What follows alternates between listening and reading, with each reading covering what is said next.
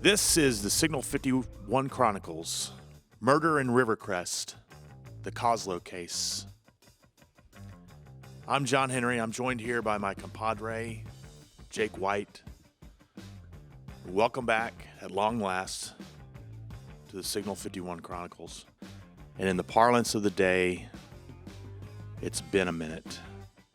But here we are. It seems like every week, Jake, I know you had the same experience because we talked about it, for the past year and a half or 2 years or however long it's been. I don't know. However long the hiatus has been. Yes. We've been asked about this podcast. People clamoring, when are you bringing this podcast back? Well, here you go.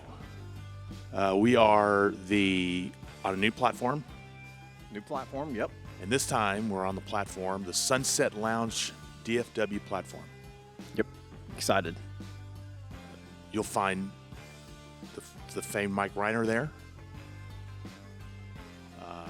The legendary Noem Hitzges is there. I was listening to Noem Hitzges when I was 12 years old. And that was not just yesterday. More details? It was over like 30 years ago. 40 years ago. Yeah, I think that's probably closer to right there. Mac Engel, sports columnist extraordinaire, has a show there. For those of you who've been with us in the beginning, you know what Signal 51 means. Signal 51 is police code for investigation. I didn't know this until Jake told me 3 years ago or so. And on this podcast, we dig into stories. They're real cases, real people, and the kind of twists that you think are fiction, of course. And all of these things reshape communities and change lives. The cases we're going to work on are they'll predominantly be Dallas-Fort Worth. Jake is a retired police sergeant in the Fort Worth PD. So we will do a lot of cases that emanated in Fort Worth. But we'll do Dallas, of course, and some others will be from around the state. And a select few will be from somewhere in the lower 48. Like crime itself, who knows where that will lead us. So where did this all start? For our newbies, our regular viewers who we welcome back, they know where this started. But for our new viewers, where did this start? Where many good things, I think good things. No good stories start with a salad, as they say. This started at a tavern that over drinks is where this started, at a tavern, our beloved tavern on the west side, Oscar's Pub. You call it the birthplace of the Signal 51. It is. I mean, that's where all this storytelling began. That's correct. So as I mentioned, Jake's a retired police sergeant. I am, and I'm the editor of Fort Worth Inc. It's a business lifestyle magazine. Our base of operations are positioned off of Camp Bowie, just a short walk from Oscar's Pub. And we have two titles under that roof, actually. One is the other is Fort Worth Magazine, and I work at both. I work at that one as well. So Jake and I, over a few vodkas, probably 6 at the most, figured that there was no better way to blow time other than vodka than to combine our expertise in law enforcement, investigation, and research and storytelling. If you're just turning in for the first time, you picked a good one to start. You picked a good time to start because we've got a good case. Tragic case at that. But let's start this episode by going through a few cases of the Police Blotter.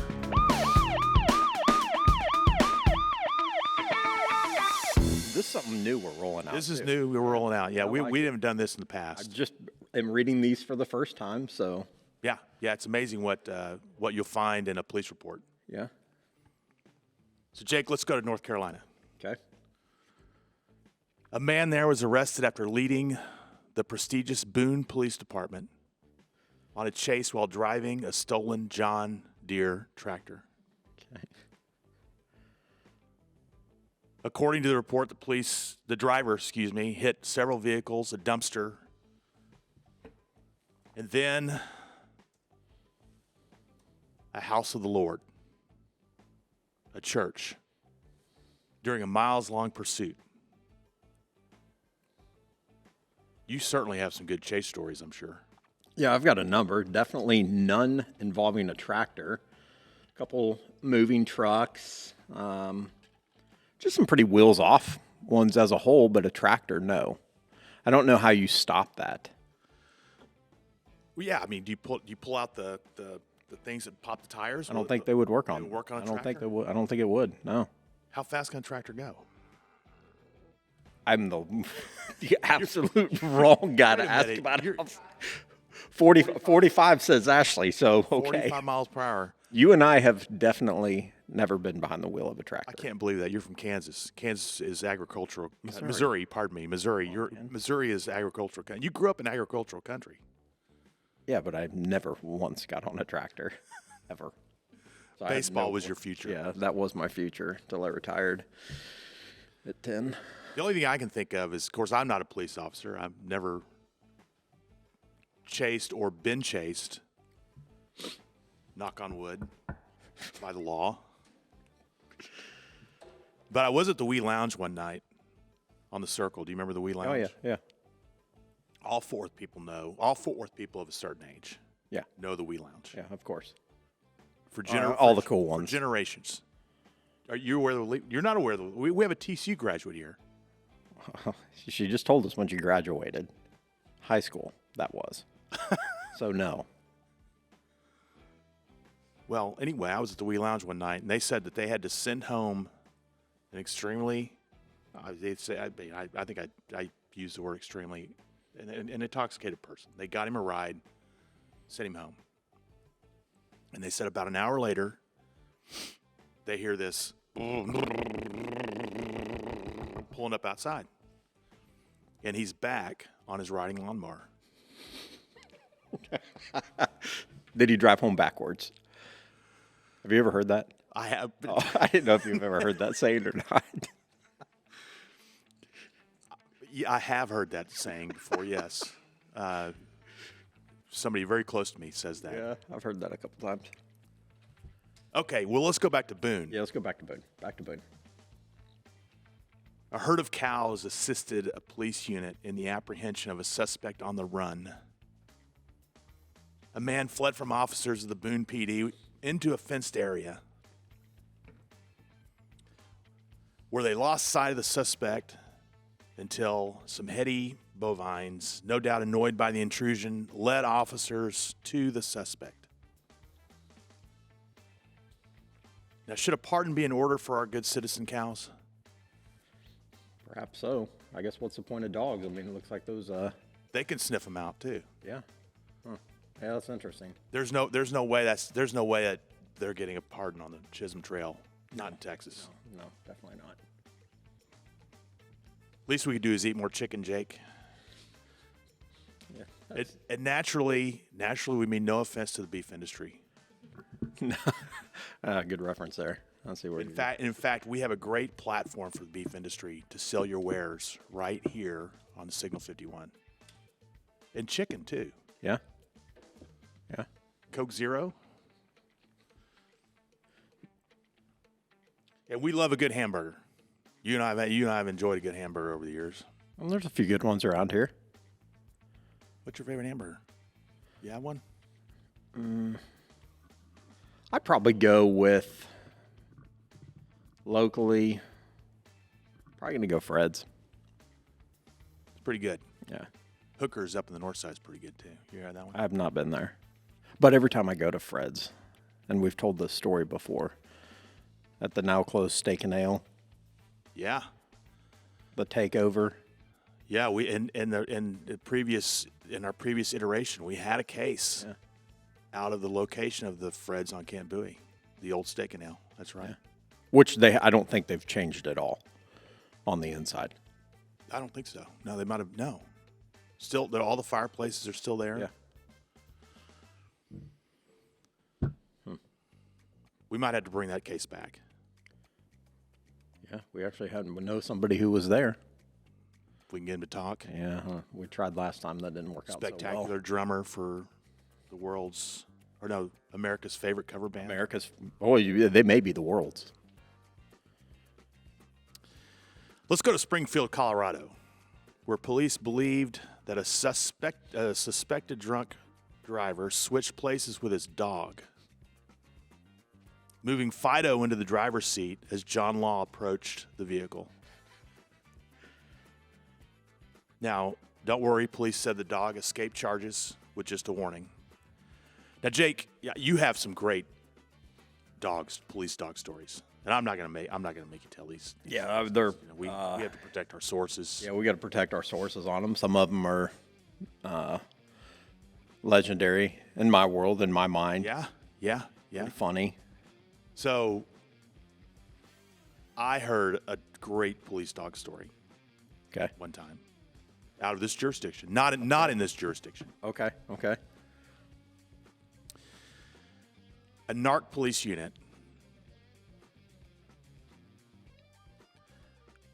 came up across a menacing beast in the form of a dog. Mm-hmm. And that dog stood between this police unit and them busting into this house and breaking up this. Yep. I've heard this story. I've heard this story. Yeah, you were there when I heard it. Oh, okay. Now, the remedy to clear this beast it involved a high-powered weapon to take care of the dog, which had to happen. We don't Unfortunately, we don't celebrate that part of it at all. No. But the remedy to clear the beast from their intrusion sent the operation sideways when one of the police officers had an emotional breakdown. Yes, that's a very accurate description. Screaming at the executioner at the top of his or her lungs. Why did this have to happen?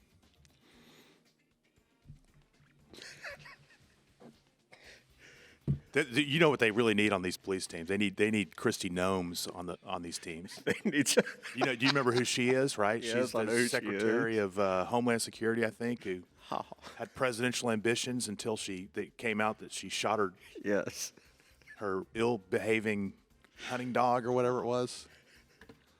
Just cold blood. Okay, I didn't know that part of the reference. Because what do you mean you didn't know? I didn't know that part of the reference. This is news to me. Yes.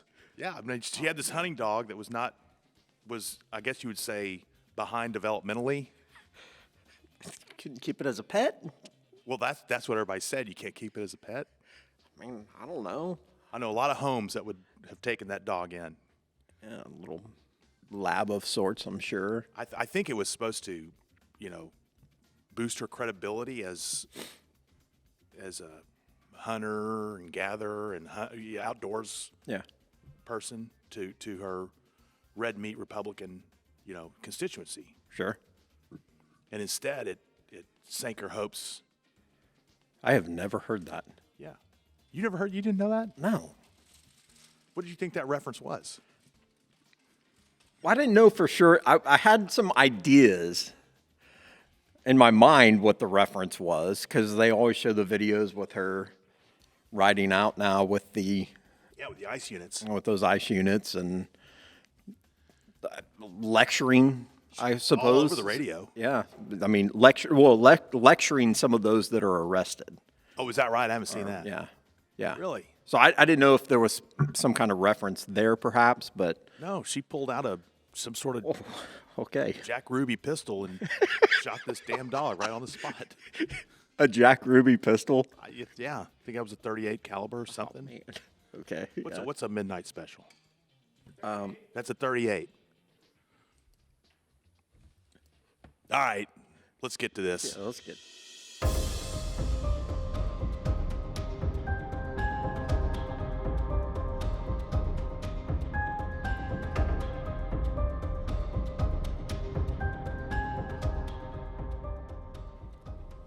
Today we have titled our first episode, The House on Clark Avenue, and it's in Rivercrest. And that's an exclusive, as all the Fort Worth people know, a quite exclusive neighborhood in Fort Worth, consisting of the tree-lined streets, the country club views, and homes that seemed impenetrable. Oh, yeah. To put it lightly, crime isn't a thing in Rivercrest. It's not rampant. It's, how many cases do you think the police go over there to handle each year? I would say, honestly, it's probably zero. You might have your little petty stuff. Yeah, alarm goes off. Yeah. Big stuff, no. Somebody blows up a pumpkin or something on Halloween, that type of thing. Yeah, something of the sorts, but nothing. Stripping lights off at Christmas. Yeah, nothing like what we're going to talk about. And I don't know that there has been one since then, to be honest with you. Probably not. I don't think so. Well, this case goes back to March morning, the earliest hours of the morning in 1992. And the illusion that no one could penetrate Rivercrest with violent crime was put to bed that night. It was here that 40-year-old Karen Koslow, beloved Fort Worth philanthropist, was murdered. Her body beaten beyond recognition. Her husband, Jack Koslow, seemingly left for dead, survived the assault. And what unfolded would expose betrayal, the worst kind of entitled privilege, and a plan that would shock not only Fort Worth's high society, but the city itself. Yep. Yeah, so we'll get into the neighborhood a little bit more, but let's kind of start with the facts. So, like you mentioned, on March 12th, 1992 at 3:41 a.m., Fort Worth police received a 911 call. A bloodied Jack Koslow was able to stumble to the nearby residence of Kevin Levy. Levy, you would know, owned a business off of Camp Bowie, not far from home, walking distance, relatively close. So when Koslow stumbles to the house, Levy opens the door. Like I said, sees the bloody Jack Koslow, and a 911 call is made. What done happened there, sir? What happened? Can I speak to that person, sir? Beaten in their home. Beaten, robbed in their home. Oh, they were beaten and robbed in their home? Okay. His wife's been stabbed. Okay, his wife's been stabbed. Okay, I want you to stay on the line. I'm connected with MedStar. So there's a brief part of the 911 call, but in more detail, when Jack Koslow goes to the house, Levy hears a voice, banging on the door, frantic, says, "It's Jack, you've got to help me. We've been beaten and robbed." When Levy opened the door, he saw a bloody Jack Koslow on the porch. Jack came in the house and fell on the floor. According to Levy, he said Jack was obviously extremely distraught. He kept saying, my wife's over there, somebody get to my wife. Jack also mentioned that there were multiple attackers, but because it was dark, he could not see them clearly.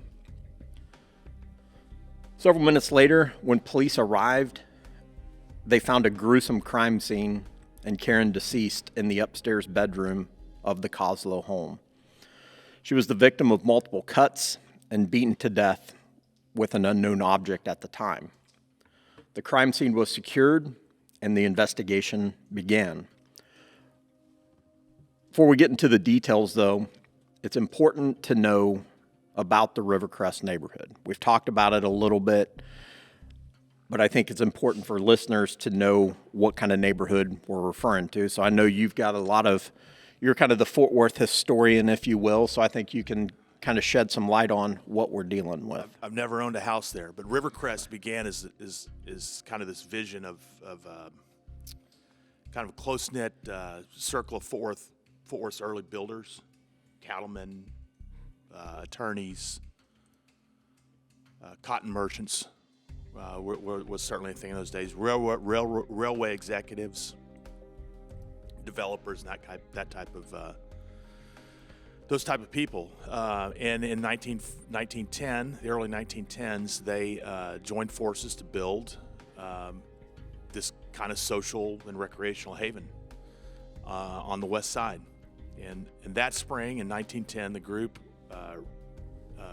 had to reorganize. They brought in new partners, but raised additional capital to survey and acquire the land. And that land turned out to be 629 and a half acres. And it overlooks the Trinity River. The club itself opened in 1911, the spring in 1911, and as what I understand to be the 8th country club in the state. And the very first to actually include a residential development. And of course, that innovative model, combining golf and home ownership, provided the essential funding for the club's long-term success. And it is the oldest such club in Fort Worth. Yeah, still thriving, still around. So let me play a clip real quick of one of the neighbors that kind of describes the scene, if you will, what the neighborhood was like in '92.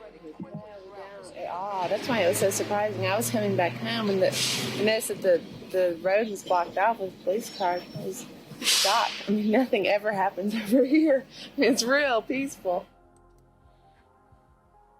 It's a pretty good summary. Still pretty accurate.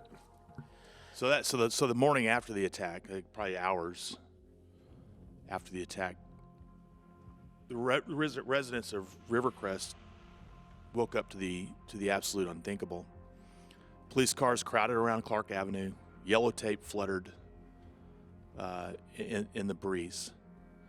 And neighbors came out of their house and gathering in disbelief.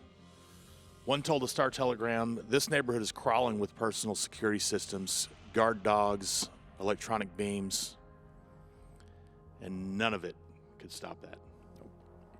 Like that lady said, and another one of the other people that were interviewed said, everyone thought we were safe here. We had alarms, cameras, dogs, everything. And yet the murder still happened. So Karen Koslow was described as gracious and energetic and, quote, a woman who brought beauty to every room she entered. That was from a Star-Telegram article. Yeah. The one thing on this was that I thought was kind of interesting was, just the initial coverage from it, right? I mean, as far as the amount of media that was out there, again, it highlights, it's was no ordinary place for a murder, no ordinary crime scene.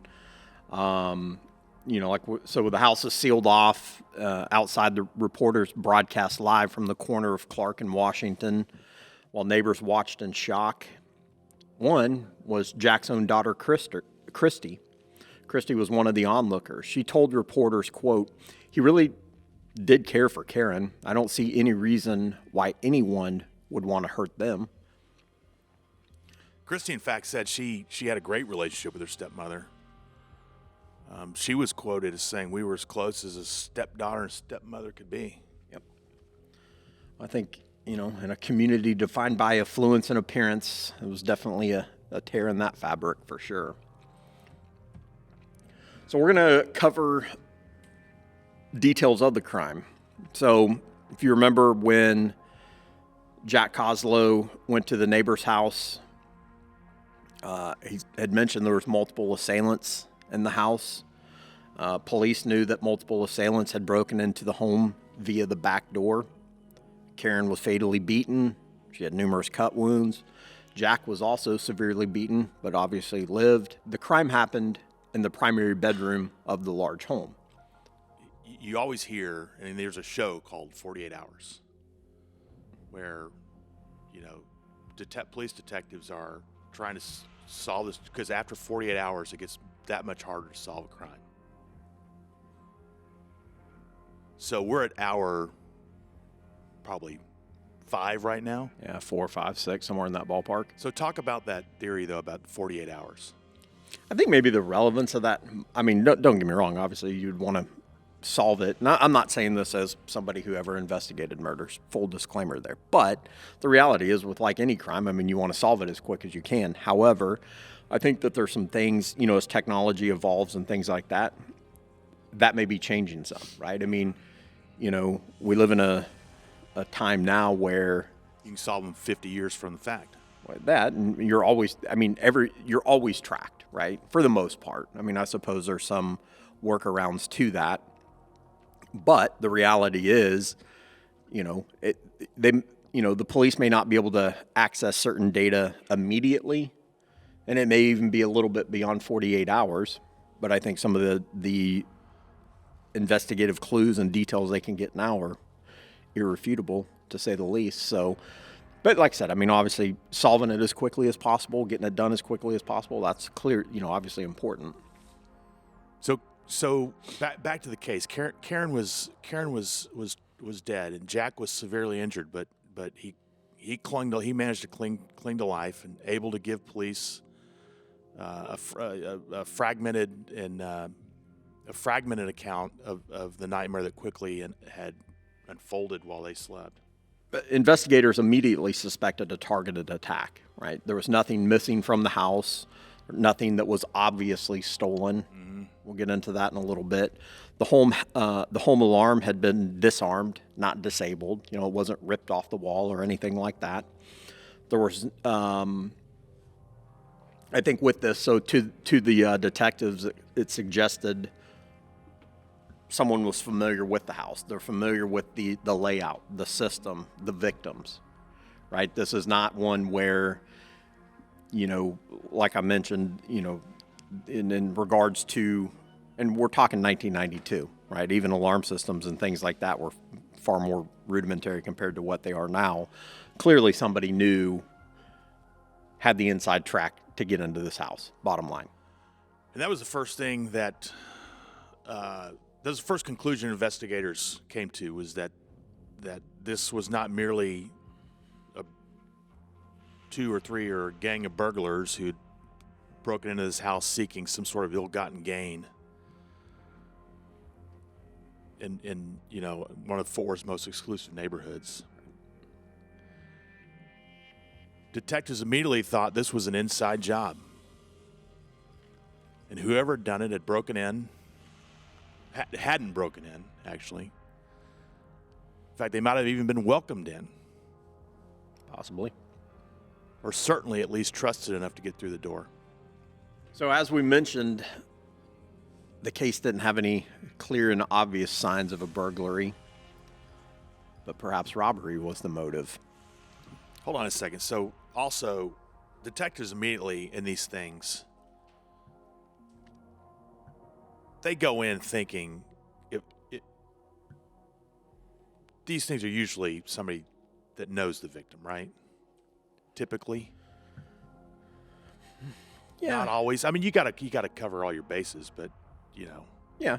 I think the one thing, and I will say this, the good ones are very good about remaining neutral quickly. They see everything in gray. Everything in gray. Like a guy like me, I would be so quick to jump to conclusions. I don't believe that for a second. With some of the wagers that, come on now. You know how I am. The good ones, they... Texas Tech wager, by the way. Yeah, well, we'll see see what what happens with that. The good ones, though, like I said, they're very good at what I would describe as being neutral. Like, let's see where all of the facts lead us. We're not just going to jump to a conclusion and assume, you know, this or that. But of course, you know, taking the topic of analytics, you know, 9 times out of 10, that's the case, right? This Often. is somebody that's often, and definitely, you know, with these circumstances, like spouse or whatever, you know, the Scott Petersons of the world, we all know him. Yeah. Somebody killing their kid, whatever. Yeah. You know. Well, like I said, I mean, this one, not, you know, probably not a burglary. The place wasn't ransacked. So per se. right. The whole house wasn't ransacked. Right. So they turned to robbery briefly. Well, I least mean, briefly. I think you've got to look at that as a motive. So, but I think what's important though is understanding the difference between the two, right? What's the difference between a burglary and between a robbery? Every state has different definitions, if you will, on what they are. But I think, if you're going to look, a burglary is basically a theft, right?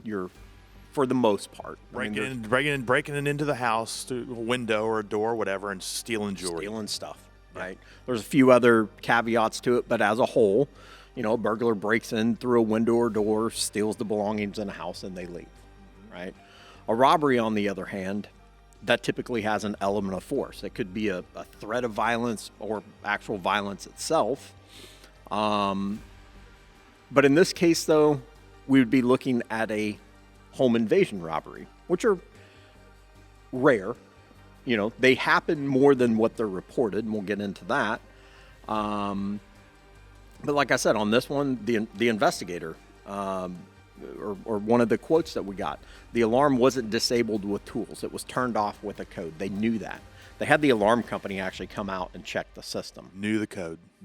Clearly knew the code, right? So it's got to be somebody. I mean, I think with those facts, you're going to assume pretty quickly it's somebody on the inside.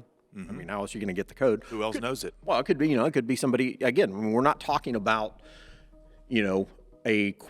what society would describe as a normal house, right? I mean, they probably have more people doing work in the house, coming in and out. There's an element where that could have been the case. True. We've seen that in another case. Yeah. In fact, we have. So, like I said, I mean, so this house had a monitored alarm system, even had a panic button, warning signs all over. Those little signs that are posted in the yard. You're being monitored or whatever. Yeah. And also when the part of the investigation, obviously they're going to photograph the crime scene. The house was meticulous. I mean, wine glasses still on the counter, stuff like that. Recycling bin full of Perrier and Chardonnay bottles. Again, nothing obvious was stolen. The only thing that was out of place was an incredibly violent crime that happened. Another source involved in the investigation said, quote, we found blood spatter patterns that told us the attack happened fast, less than 3 minutes. We'll get into that too. It was definitely How the heck do you find? How do you know that? Well, I mean, the good question. I mean, again, not coming from speaking as somebody who's investigated murders, but I mean, they do have certain parts of this investigation stuff down to a science, quite literally. So I was on a jury a murder trial once as a juror. Oh yeah. And I learned about blood splatter. Yep. And how they can tell where the kind of the ballistics, how the shot was fired, where it fired from, that stuff like that. Yeah. So you talk about this home invasion robbery is a rare thing. How rare? Well, like I said, they happen more than what gets reported, and here's why. So there's usually something else, like on the home invasion style robberies. Yeah. The vast majority of the time, there's something else going on in the house. For example, a dope house. Drugs. I was about to say, drugs, of course. A drug house. So you've worked at, I imagine, dozens of those. Yeah, things. those were relatively common. We would hear about them, and we would hear about the ones that weren't reported. The ones that do get reported are obviously where there's violence, right? A shooting or something to that effect. Because the ones that aren't reported, they don't want the police to know what's going on. Who are you going to call? Yeah, right. I mean, what are you going to say? So that, like I said, that they happen, but typically not in your peaceful, well-to-do, high society neighborhoods. Right. And they're not, and again, this house, I mean, we've driven by it, we've seen it, we'll show pictures of it.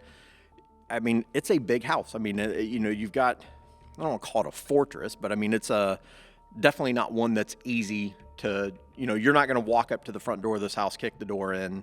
It's not a spec home. It's definitely not a spec home. Definitely not that.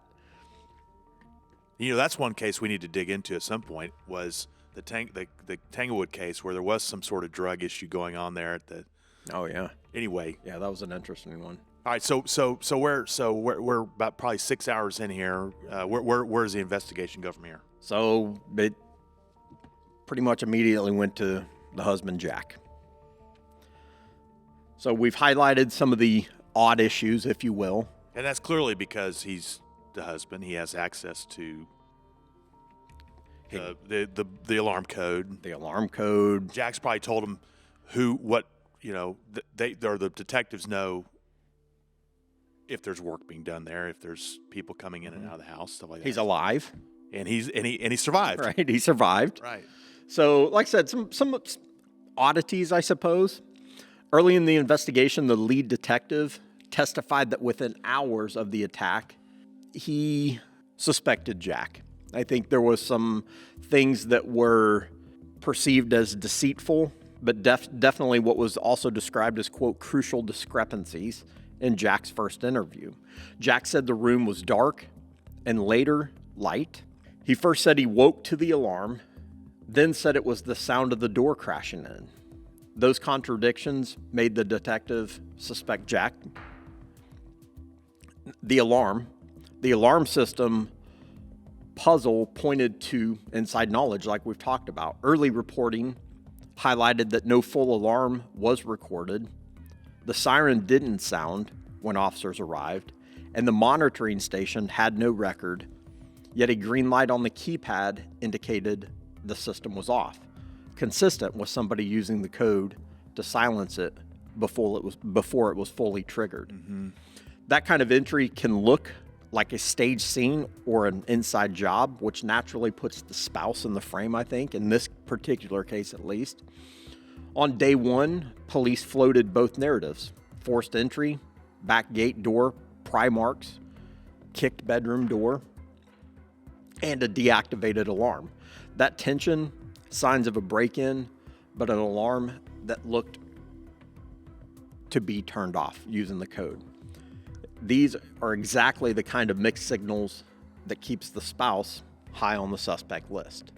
Again, you have to look at where it's at, who are the victims, all of these little pieces. What's natural? Where else do you go? Yeah. So as the pressure begins to mount on Fort Police, the case seemed poised to convict Jack Koslow. Mm-hmm. But then on March 24th, 1992, a phone call changed everything. A frightened young man called police saying he had evidence. And that evidence included a bloody tire tool, clothing, and he knew how those items were disposed of. So who was on that phone call, and where did it take the case? Tune in next week on episode 2 of the Signal 51 Chronicles, Murder in Rivercrest.